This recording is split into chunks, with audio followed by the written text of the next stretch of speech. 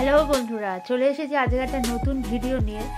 শীতকাল মানে আমাদের কোথাও একটু ঘুরতে যেতে ইচ্ছা করে, আর সেটা যদি রবিবার হয় তো কোনো কথাই নেই। আমরাও এরকম একটা রবিবার বেরিয়ে পড়েছিলাম।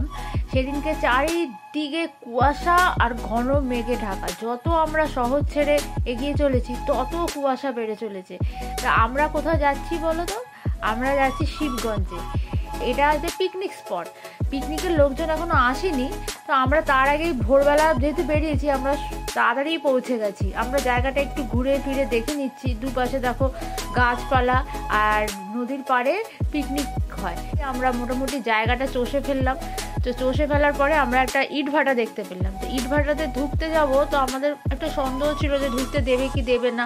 তো ওখানকার লোকজন খুবই ভালো, আমাদেরকে বললো কোনো অসুবিধা নেই, আপনারা ঘুরে দেখুন। ওরাও আমাদেরকে বোঝাচ্ছিল যে এইভাবে কাজ হয়, এইখানে এই কাজ করে ওই কাজ করে। তা আমরাও ঘুরে ফিরে দেখছি, ফটো তুলছি। জায়গাটা বিশাল বড় এলাকা নিয়ে।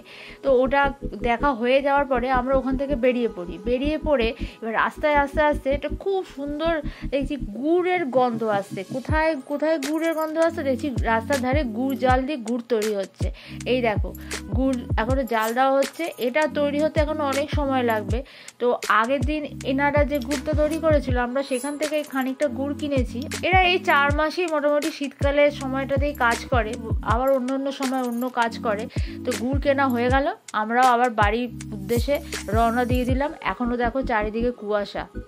আর আমাদের ভিডিওটা যদি ভালো লাগে তো অবশ্যই লাইক করবেন, শেয়ার করবেন, কমেন্টস করবেন এবং আমাদের চ্যানেলটাকে সাবস্ক্রাইব করে দেবেন।